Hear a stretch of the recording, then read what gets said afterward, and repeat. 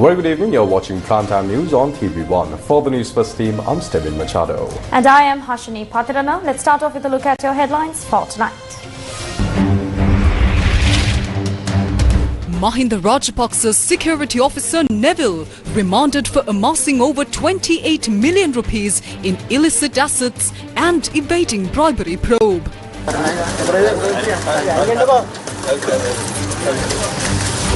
Is the Tajuddin investigation a political witch hunt? Namal demands answers on murder investigation motives. 14 DIGs transferred. New head at the narcotic division. Will Gammampila and Gunathilaka face legal action for contempt after criticising the Bribery Commission and its officials? Sajid's housing projects. මුල්ගාල විතරයි. ඉතින් මේ මිනිස්සුන් හිටපු ගෙවල් වලිනුත් අයින් කරලා කූඩාරම් වලට දාලා ආරම්භ කරලා තියෙන ඒ වැඩසටහන ගෙවල් 5800. Women's World Cup matches at Premadasa Stadium open to public, free of charge.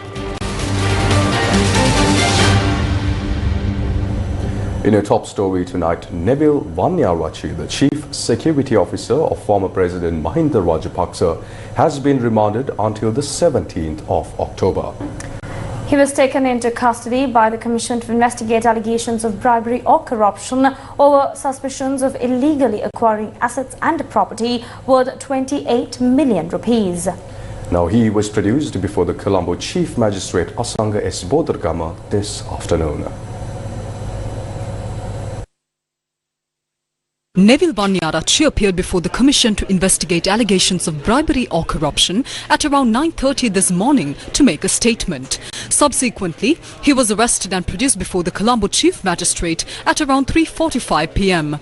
While producing the suspect to the court, the officer appearing on behalf of the Bribery Commission stated that the suspect had acquired assets in a manner that could not be verified.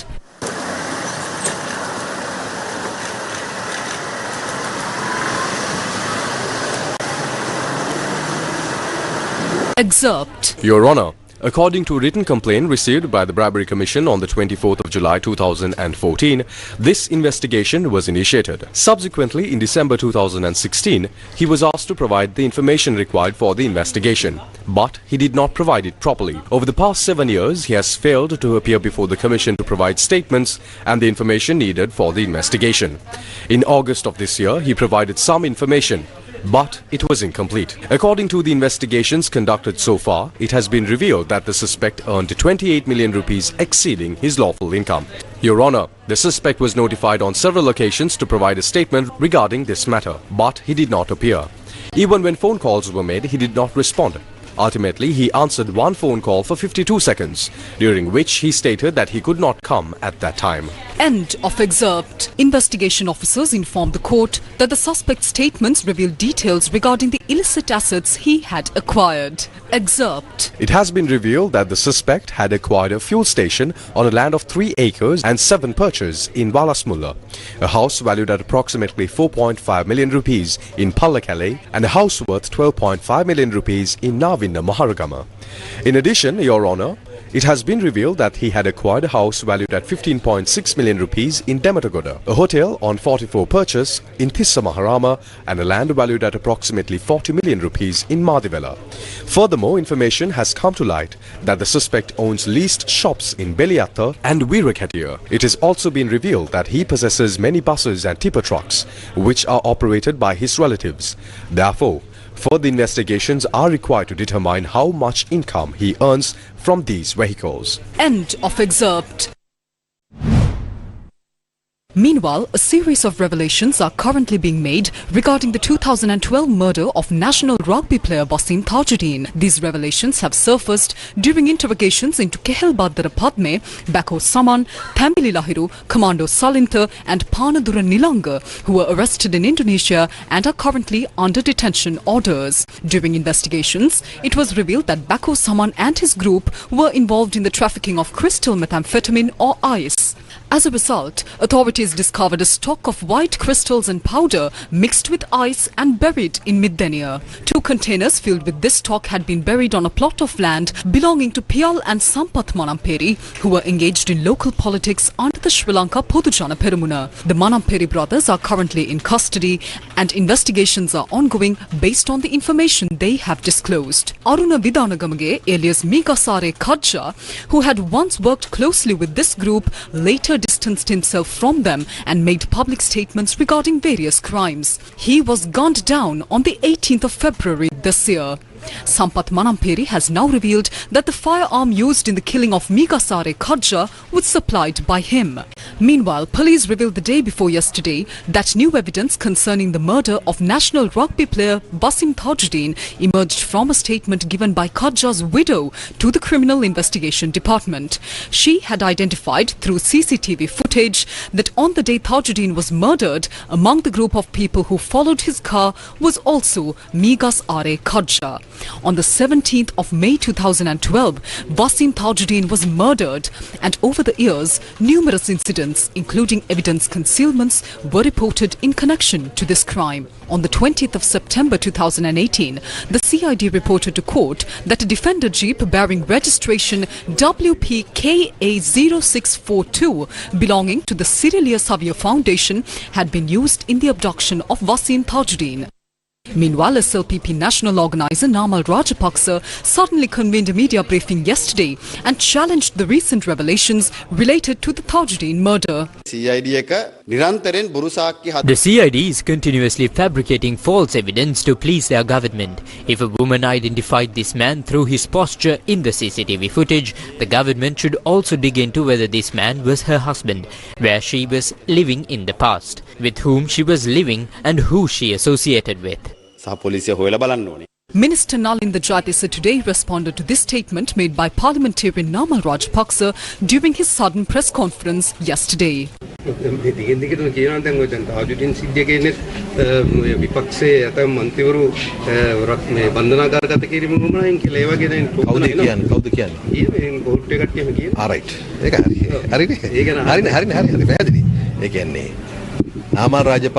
Of course, they would say that. It is all clear now. If someone suspects Namal Rajapaksa or Shiranthi to be involved says that, you too would think that the investigations are still ongoing, statements are still being recorded, and that Sampath Manamperi only confessed a bit. It is fine if he made such a statement thinking that he will be arrested in the near future. It is all right for him to claim that these are political arrests, because it is those who were involved who know up to what exact extent they were involved. The investigations are simply trying to uncover these connections. I'm not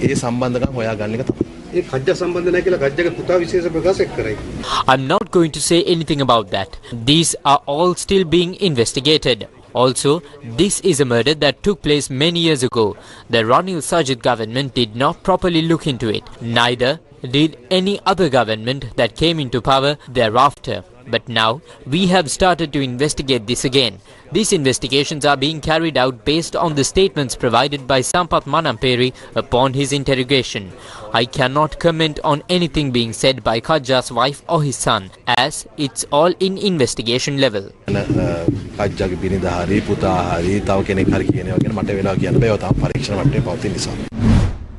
Meanwhile, MP Namal Rajapaksa issued a warning to the Sri Lanka police yesterday, stating that he would take legal action if any false statements are made before the media. This could be the police spokesperson, or it could be someone else, who at the government's request comes before the media and tries to make false statements. If they make such remarks in a way that undermines judicial proceedings, then in the future we will take legal action regarding it. MP Namal Rajapaksa made this statement at a time when nearly 4 weeks had passed since Deputy Minister of Public Security Sunil Watagala also announced that he would file a lawsuit against Namal Rajapaksa. This was after Rajapaksa had earlier sent a letter of demand to Deputy Minister Watagala based on a statement the Deputy Minister made on the 6th of September regarding the SLPP's links with Sampath Manamperi, who is currently under a detention order. Subsequently, Deputy Minister Watagala responded by sending back a letter of demand seeking 2 billion rupees in compensation from MP Rajapaksa. So what has happened now with this legal process? Well, I am still waiting. He sent a letter of demand. I sent a reply. Now I am waiting until his case comes up. Even today, I waited to see whether the notice would arrive, but it hasn't come. The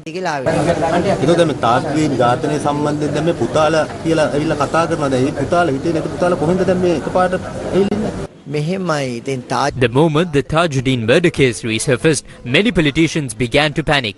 Investigators will determine if there is any connection between the murder and this panic. The truth behind every statement being made will emerge during the investigations, and I have a strong faith in that. කතාවල හරයාත්මක කොටසෙනි විමර්ශන වලින් සොයාගනී කියන පූර්ණ විශ්වාසයක් මා සතුව තියෙනවා.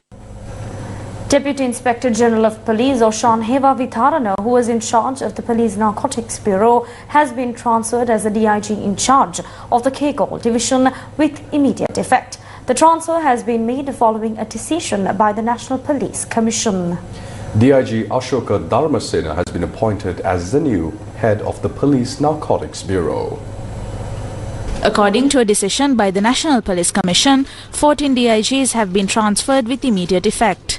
As per this decision, DIG Ashoka Dharmasena, newly appointed to the Police Narcotics Bureau, previously served as the DIG in charge of the Western Province North Division. These days, the Western Province North Crime Division is conducting a number of investigations into organized criminal gangs which have attracted significant public attention. The new DIG for the Western Province North Division is Kalinga Jayasinghe, who previously served as the DIG of the Legal Division. Jalya Senaratne has been appointed as the new DIG in charge of the Legal Division. Nishanta Disoisa has been appointed as the new DIG for the Colombo Division. The former DIG for Colombo, Udit Liyanage, is currently in remand custody in connection with the Anuradhapura treasure incident. DIG Indika Hapugoda, who was previously in charge of the Traffic Management and Road Safety Division, has now been appointed to oversee the Vaunia and Mana divisions with immediate effect.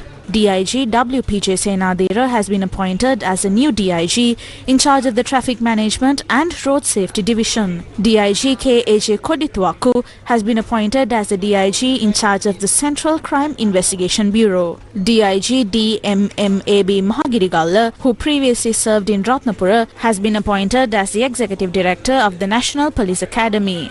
DIG S.A. Ajay Sundara has been appointed as a new DIG for the Ratnapura Division. DIG R.A.D. Kumari has been appointed as the DIG in charge of the Bureau for the Investigation of Abuse of Children and Women, a post previously held by DIG Jayasundara. DIG S.D. Vijayasekara, who was in charge of the Vaunia and Mana divisions, has now been appointed to the Western Province South Division. In addition to these changes, 10 senior superintendents of police have also been transferred with the approval of the National Police Commission.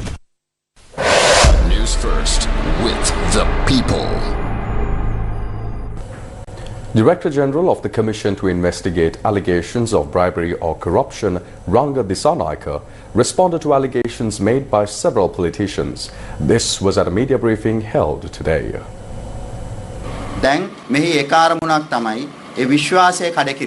It is clear that the primary purpose here is to break that trust. It is evident to us that this is being done in an organized manner to destroy credibility. What happens when they do this? When they do these kinds of things, we will have to go after them. Then what happens is we deviate from the fundamental purpose of this institution. Several individuals are saying that someone has come forward with allegations against me. No one is saying who made these allegations. To give an example, the first complaint we received was regarding the admission of my child to school, which was referred to this commission. That person handled it very correctly. After that complaint was received, I made 3 requests that it be investigated separately without my involvement, that if I had committed any wrongdoing, I be informed, and if there was no wrongdoing, the media be informed. Third, if the complaint was false, action should be taken under the Anti-Corruption Act regarding the making of false statements, specifically under Section 122, as that action affects me. All the documents were submitted, an investigation was conducted, and the Commission issued a press release as requested in writing. They confirmed that nothing illegal had occurred. I am aware that the Commission has also issued directives for the third step. Secondly, regarding the statement by Nandana Gunathilaka, I became a magistrate in 2004. I became a High Court judge in 2020 and assumed this position under the Secondment framework in 2025. Now, if I were involved in active politics, I would not even be suitable to be a judge. Nandana Gunatilaka has not disclosed any of this for the past 20 years, not to me, nor to the Judicial Service Commission. I have never been part of any such committee or association as he claims. I categorically reject this allegation. If these allegations were true, what should he do? The person making the allegation must prove it. The strange thing here is that they make a false statement and then ask us to prove that their statement is not false. How can that be done? Now I will speak about the procedures he must follow instead of going to the media. If what he claims is true, first file a complaint to the Judicial Service Commission along with the documents that you have. I also saw that when someone makes a false statement, others take that lie and spread it across the world. It is also taken to Parliament. They use parliamentary privileges and spread these lies. It is impossible to take action due to parliamentary immunity. Later I noticed the attorney, Udaya Gamanpila, claimed that I was violating Section 19 of the Anti-Corruption Act. Section 19 includes provisions that would disqualify someone from holding the office of Director General. It refers to holding a political position during an elections. I have disclosed all my commitments in writing to the Constitutional Council before taking this position. These claims are false. I request that Udaya Gamanpila and Nandana Gunatilaka to submit complaints to the Constitutional Council if what they are saying is true, instead of going to the media. Next, he also claimed that I lifted the travel ban imposed on Arjuna Mahendran. It is clear that I have not done anything of the sort. Warrants were issued against Arjuna Mahendran, Ravi Karunanaika and several others were in 2018 when I was the fourth magistrate. Later, they appealed against my actions, claiming the issuance of those warrants was wrong. But as to their claims, nothing of the sort ever happened. You can also submit complaints to the Judicial Service Commission if I committed any wrongdoing as a judicial officer. Now you can see clearly what their objective is. The purpose of maintaining these false claims is to destroy the trust that has been created among the general public. That is why the Commission has clearly decided that these actions are not the work targeting a single individual but an obstruction of the Commission's duties. The Commission has the authority to act on these matters, and any actions contrary to the Anti-Corruption Action, Section 118, will be considered contempt and dealt with accordingly. අගන්තිය ප්‍රකාරව commission සභාවට අපහාස කිරීමක්සේ සලකා ඔවුන්ට විරුද්ධව ක්‍රියා. Opposition leader Sajith Premadasa says that he has requested the International Monetary Fund not to abolish the SWAT system. Now, he made this statement following a discussion held earlier today with representatives of the International Monetary Fund.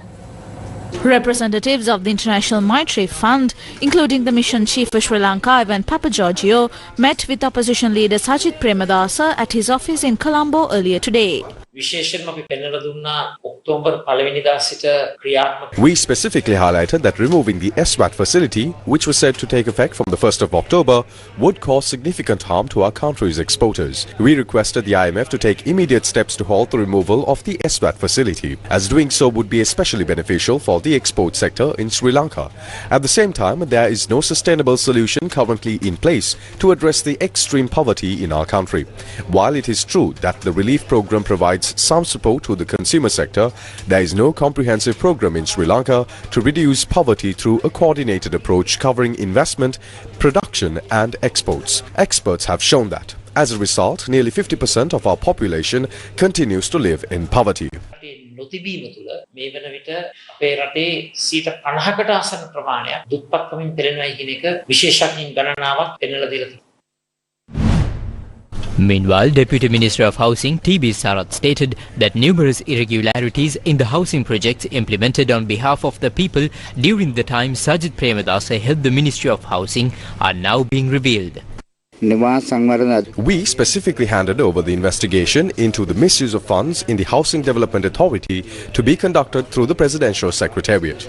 Additionally, we have instructed all officers of the National Housing Development Authority to prepare detailed reports on these matters.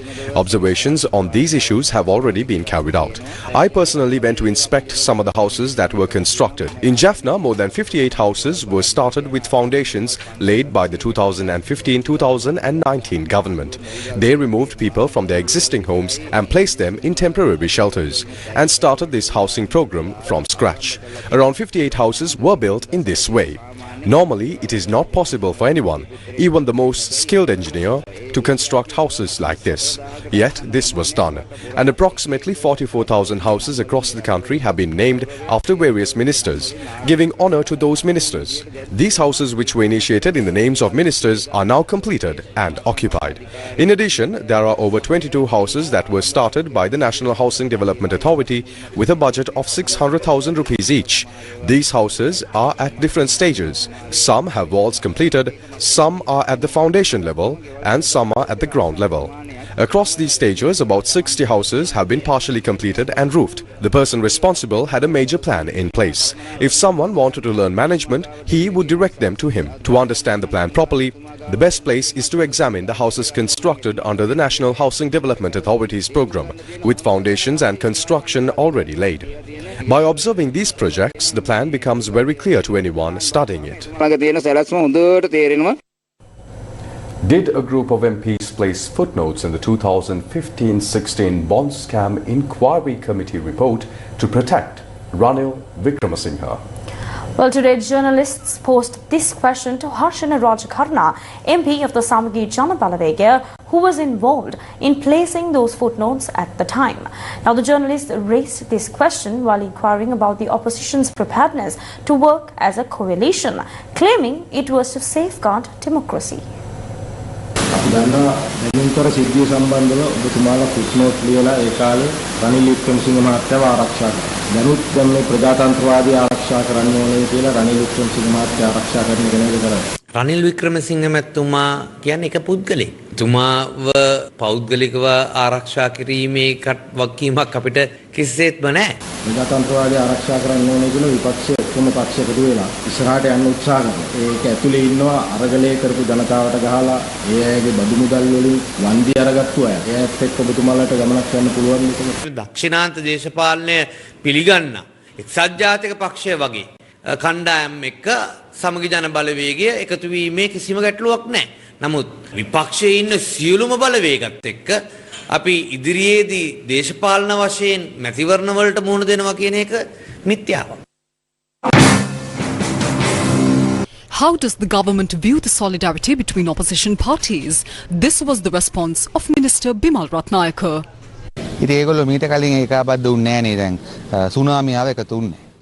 Those people didn't unite before. Even when the tsunami hit, they didn't unite. After that, in 2015, when the country faced the central bank bond scam, they didn't unite. Later in 2022, when the economy collapsed and people didn't have enough to eat, they didn't come together. Even during moments of major national crises, they didn't unite. Our government came into power, yet they didn't unite at any point. So when did they finally come together? They came together when they saw that the law would be enforced on former executive president Ranil Wickremesinghe, and in addition there were other corruption allegations piling up. In reality, the opposition only united once the investigating authorities started taking action and the law began to be applied. Before that, they didn't unite. Even at the local government election, at lower levels, they didn't come together. The message is clear. If they are going to unite, let them do so during elections. That's why it's obvious. They only united after the thieves started getting caught.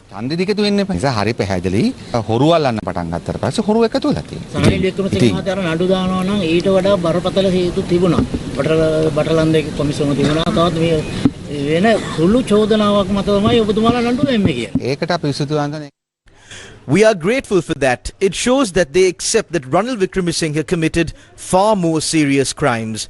According to those crimes, the misuse of 163 million rupees of public funds is actually a minor amount for them. But 163 million rupees, while small to the thieves, is a huge amount for the general public. Under the country's law, this is considered a significant sum. Newsfirst, main sponsor. A trusted place for your fixed deposits. Valuable FD, the symbol of stability. A trusted place for your fixed deposits. Valuable FD, 10.25% for 15 months, 11% for 24 months. Valuable FD, the symbol of stability. Welcome back to the news. Sri Lanka's comprehensive economic reform program is showing remarkable progress, signaling a strong post-crisis rebound and improved fiscal health, according to the International Monetary Fund. Now, the momentum continues as the IMF team is currently conducting the fifth review of Sri Lanka's extended fund facility arrangement, a critical step for the country's ongoing stabilization efforts. This was mentioned during a press briefing held in Washington, D.C. this evening. Can you confirm the review timeline for Sri Lanka and what are the key components that the IMF staff will be looking at this time around? And secondly, the 2026 budget is coming up later this year. And what is the IMF's expectation when it comes to new borrowings to support the government? So just stepping back to remind everyone that on July 1st, our executive board completed the fourth review under the EFF arrangement with Sri Lanka. And this provided Sri Lanka with $350 million to support its economic policies and reforms. And it also brought total financial support from the IMF to $1.74 billion US dollars. What I can add is that Sri Lanka's comprehensive reform program has continued to achieve impressive progress. Inflation remains low. Revenue collection from the government side is improving, and international reserves continue to be accumulated. There has been a post-crisis rebound in growth to 5% in 2024, which is a remarkable achievement. The revenue to GDP ratio in the budget improved to 13.5% of GDP from 8.2% in 2022, which is also a significant increase, although still work to be done. The debt restructuring process is nearly complete. Program performance overall is generally very strong, and the government remains committed to the program's objectives. And what I can say with respect to the timing of the next review is that we do have a mission on the ground now in Sri Lanka to conduct the fifth review of the EFF. Given that the team is now currently in discussions with the authorities, I won't say more other than to say that, of course, the team will communicate at the end of the mission. An IMF technical assistance report has reported that 41 strategic entities hold 11.7% of Sri Lanka's GDP in liabilities. It added that state-owned giants are still a fiscal threat despite a profit surge. Sri Lanka's state-owned enterprises continue to exert significant pressure on public finances, despite recent improvements in profitability, according to a technical assistance report by the International Monetary Fund.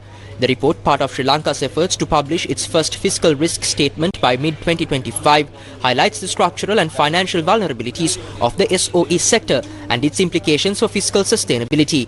With nearly 400 public corporations, including 199 commercial SOEs and 198 statutory boards, the sector plays a central role in the economy.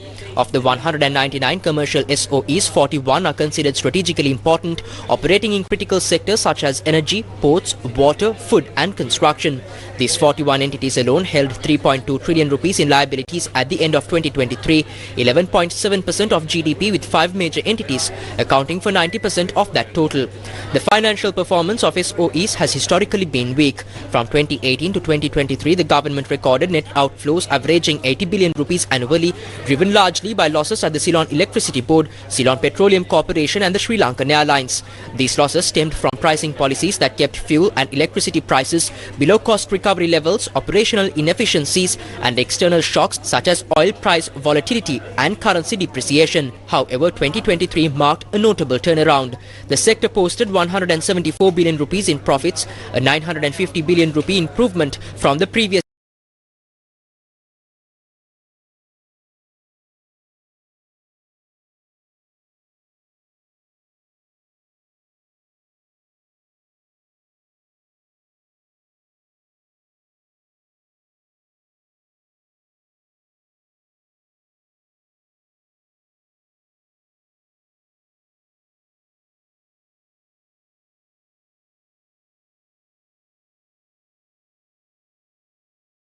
the sector's total losses and negative equity, with $310 million in debt requiring urgent restructuring.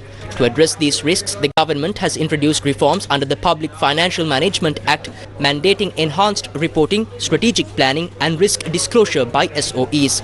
A management information system has been established to collect financial data, and a credit risk assessment framework is being developed to evaluate the fiscal exposure posed by individual SOEs. The report recommends expanding oversight beyond the 41 strategic SOEs to include other commercially active entities, improving data quality and integrating risk assessments into fiscal planning. Fitch Ratings has affirmed Sri Lanka's long-term foreign currency issuer default rating at CCC+. Fitch typically does not assign outlooks to sovereigns with a rating of CCC+ or below. Global credit rating agency Fitch Ratings has affirmed Sri Lanka's long-term foreign currency issuer default rating at CCC+, citing continued fiscal and economic vulnerabilities despite notable progress under the country's IMF-supported reform program. Fitch does not assign outlooks to sovereigns rated CCC+ or below, but the affirmation reflects a cautiously optimistic view of Sri Lanka's post-debt restructuring trajectory following the completion of its sovereign debt overhaul in 2024. The rating remains constrained by elevated public debt, a high interest-to-revenue ratio and structural fiscal weaknesses, even as the country demonstrates signs of recovery. Fitch forecasts gross general government debt to reach 96% of GDP by 2027, well above the CCC median of 74%.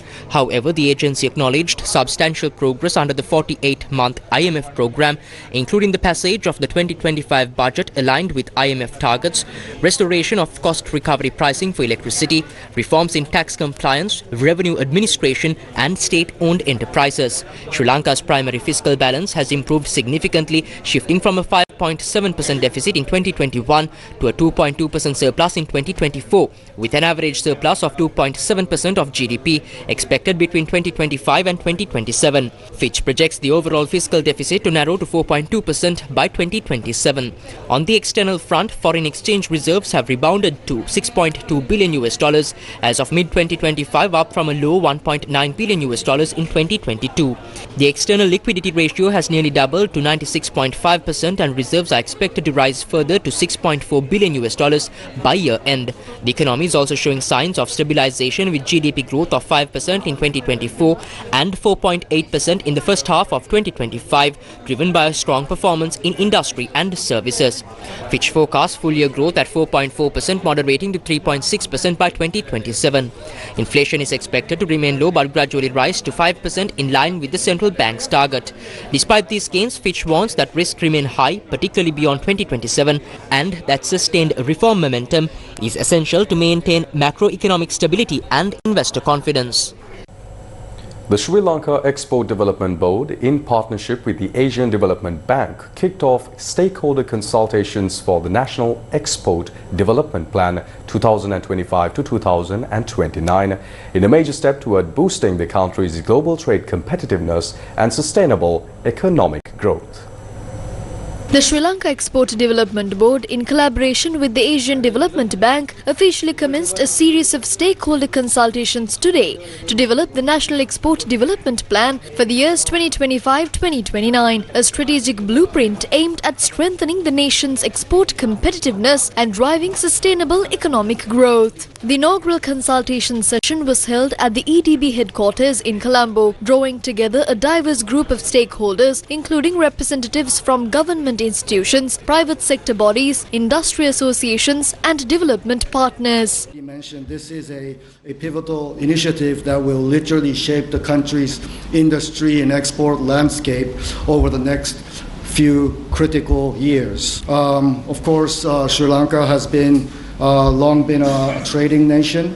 In fact, for nearly 2 millennia, thanks to its location in the middle of the east-west trade route. But when we look at if you want to solve a problem, you need to understand where the problem is. Problem is not the strategy. Problem is execution. Problem is, do we have a collective will to execute what we agree upon? Today when I wake up, there's a message on my WhatsApp saying 16 shrimp containers are stuck in the customs because one official is not willing to adhere to the SOP that was agreed 3 months ago. So this is where the problems lies, right? Do we really as a country believe that we want to achieve these targets? And do we have the political will, the institutional support and the exporters' support to make this change? And therefore, apart from us discussing in this room, export development is not an isolated strategy. It's about competitiveness. What is the Ministry of Transportation doing at this point that's going to support our competitiveness? What is the Ministry of Education that is struggling to bring a new reform to education? As exporters, are we supporting it verbally, vocally? Because that is to support us. The NEDP has been recognized as a key priority in the government's budget 2025 and is being spearheaded by the EDB under the policy-based lending program of the Ministry of Industry and Entrepreneurship Development. The comprehensive plan is slated for completion by November 2025. The Ruhunu Ring, Sri Lanka's newest travel zone, was unveiled today at the International Tourism Leaders Summit 2025. The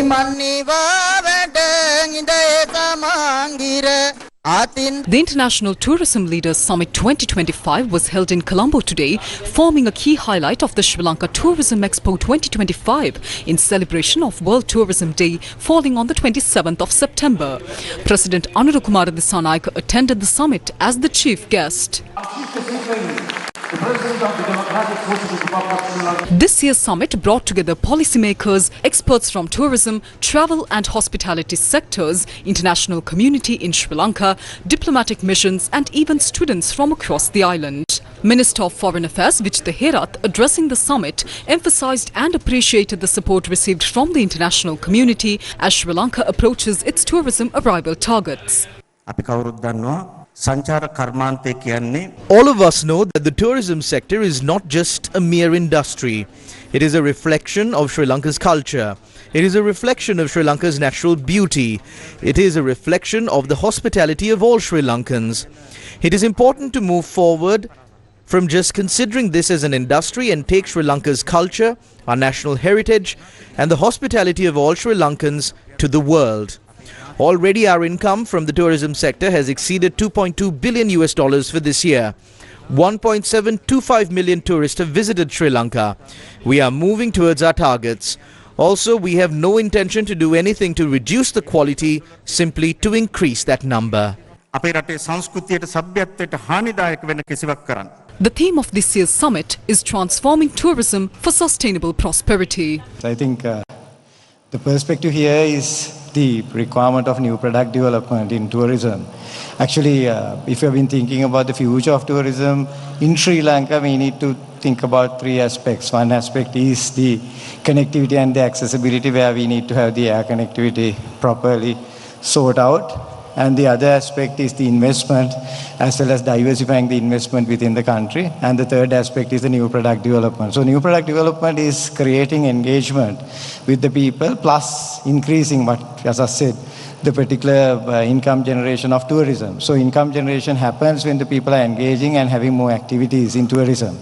So concept of Ruhunu Ring, I think, is offshoot, probably, if you have been thinking about the last mega product developments in Sri Lanka, or like if it's not truly a tourism product development, but we benefited from that. Cultural Triangle is the first such product development in the country, where still, if you think about Sigiriya, Anuradhapura, Polonnaru and all, the Cultural Triangle generates a lot of income. So heritage, as well as the other factors related to Cultural Triangle, is one of the key product developments. The summit's highlight was the unveiling of the Ruhunu Ring, Sri Lanka's newest travel zone in the deep south. Did you know that in Sri Lanka's deep south, you can now go watch whales in the morning in Mirissa, you can go watch leopards in Yala in the afternoon, and travel all the way to the hills in Ella to sip tea in the evening? Well, yes. Welcome to the Ruhunu Ring, Sri Lanka's latest travel zone. Now, the Ruhunu Ring was unveiled today at the International Tourism Leaders Summit 2025. Concept of Ruhunu Ring, it was an invitation for Sri Lanka to take a step back, relook at how we envision this country. I think the whole afternoon was to ensure we are very clear the country has a beautiful product.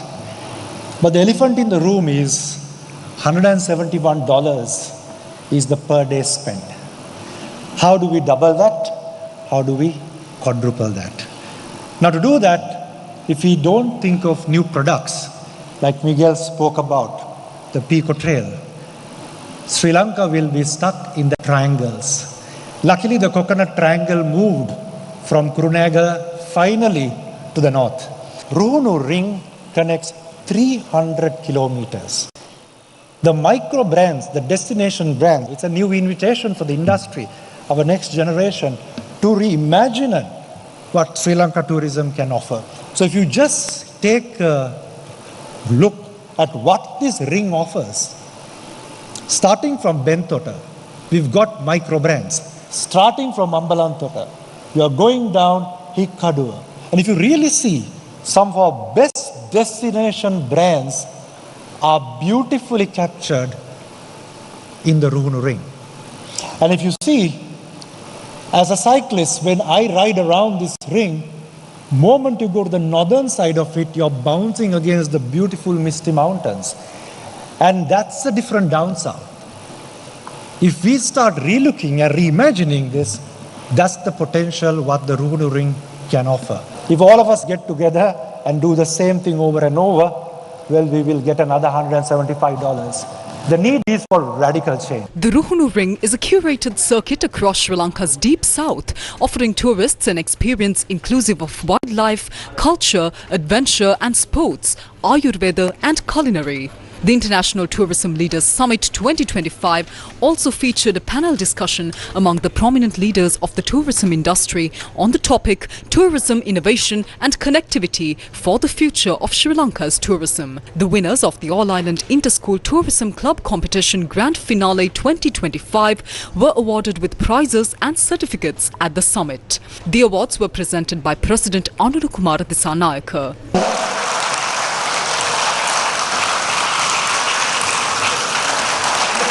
President Anurukumara Dissanayake was also presented with a token of appreciation for his commitment for the development of the tourism industry. Thank you for being here with us today amidst your busy schedule. The summit, together with the unveiling of the Ruhunu Ring, serves not only as a platform for high-level dialogue, but also as a critical juncture in Sri Lanka's efforts to revive and reshape its tourism sector after the recent economic and global challenges. The Smedley Toastmasters Club held its 22nd Executive Committee appointment ceremony recently. The 22nd Executive Committee appointment ceremony of the Smedley Toastmasters Club was held recently. Lakmini Wickramasinghe was elected as the new president.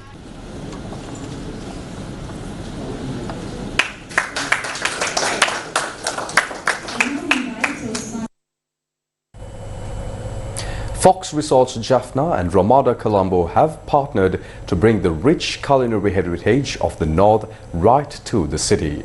Yalvirindu, where expert chefs from Fox Jaffna deliver an authentic and unique Jaffna dining experience that captures the true vibe of the northern cuisine on every plate.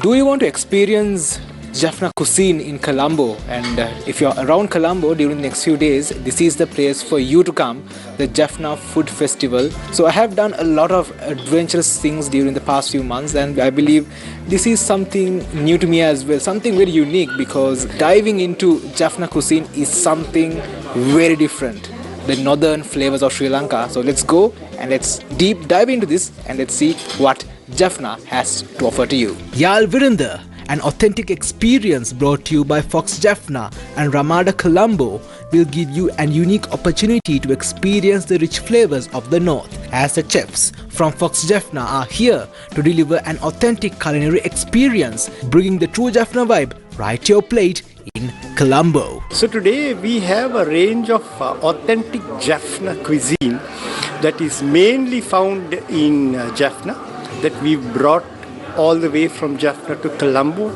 at the Ramada Colombo, and including all the main spices and the seafood, and even things like the mutton have been brought down. So we want to give people in Colombo the authentic flavors of Jaffna.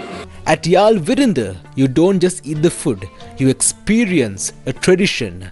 The flavors were truly amazing, and we are not the only ones who think so. The food is good. They are having a nice spread, right? And the food is tasty, and we are enjoying it. Very nice. Nalla very. We are from Spain. I like spicy food, so for me it's okay because it's very spicy and it's the different taste from my country, very different. If you are in Colombo, don't miss your chance. Step into this unique experience and taste the truly unforgettable flavors of the north. Don't wait. This Jaffna experience is only here for the next few days. Reporting to you, I am Budmin Amardivakara for Newsfirst.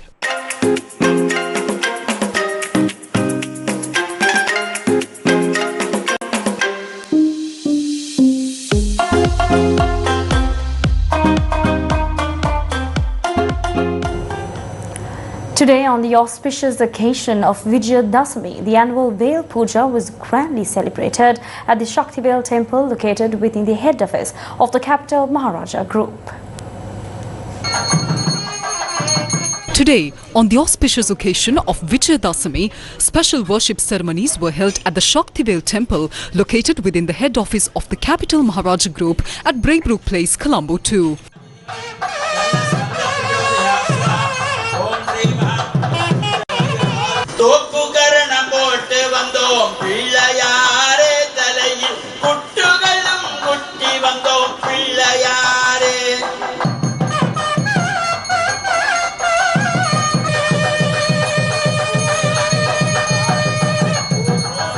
In the 6 sanctums dedicated to Lord Murugan, the Velayuda Perumal was ceremonially bathed this morning in a sacred Abhishekam. Vedic chanting, mantras and the recital of sacred texts accompanied by Archana were conducted during the pujas. Following this, elaborate rituals including decorative lamp worship and various religious activities were performed for Shaktivel Perumal.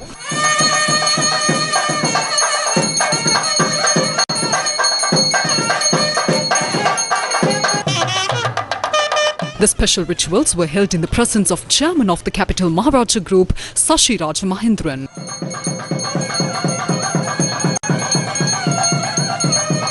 Senior officials and staff of the group also participated in the celebrations.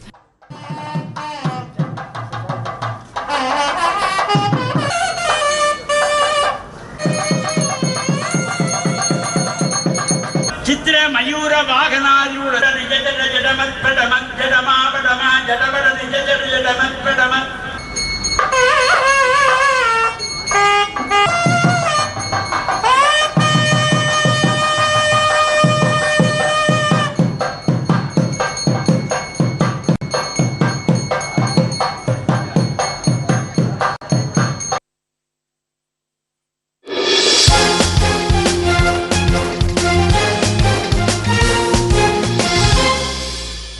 Bangladesh beat Pakistan by 7 wickets at the 2025 ICC Women's Cricket World Cup match that was played at the R. Premadasa Cricket Stadium in Colombo. Pakistan women won the toss and elected to bat first. Pakistan women were bowled out for 129 runs in just 38.8 overs. Shona Akhtar took 3 wickets for Bangladesh, while Marufa Akhtar and Nahida Akhtar took 2 wickets each. Bangladesh women chased down the target of 130 runs in just 31.1 overs for the loss of only 3 wickets. Robia Haider scored 54 runs, while Sobana Mostare and Nigar Sultana chipped in with 24 and 23 runs. Here's some exciting news to all of our viewers. Enjoy free entry to all ICC Women's Cricket World Cup matches at the R. Premadasa Cricket Stadium. Come support the stars of women's cricket and celebrate the spirit of cricket. Don't miss out. Catch all the live action on TV1 and www.sirsatv.lk.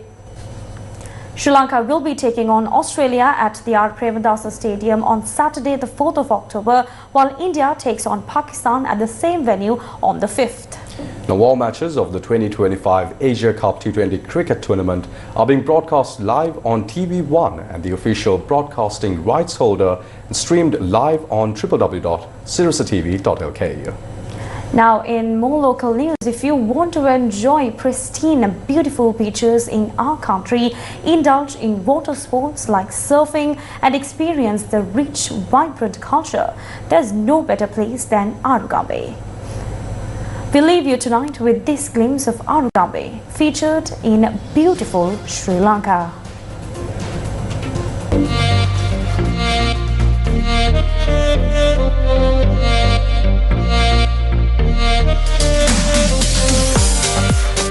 The moment Arugambe is mentioned, surfing immediately comes to mind.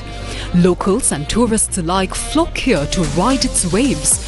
Yet, the bay has even more to offer. Its gentle waters welcome swimmers, while golden sunsets and starlit nights turn it into a truly magical escape. A must-visit destination for every traveller.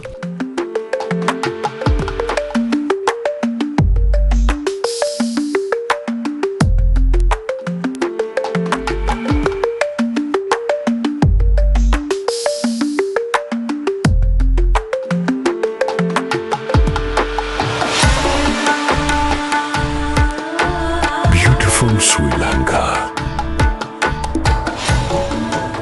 And with that, we wrap up this news edition on Primetime News for TV1. For the news, I'm Steven Machado. And I am Hashni Patirana. Thank you for watching and good night.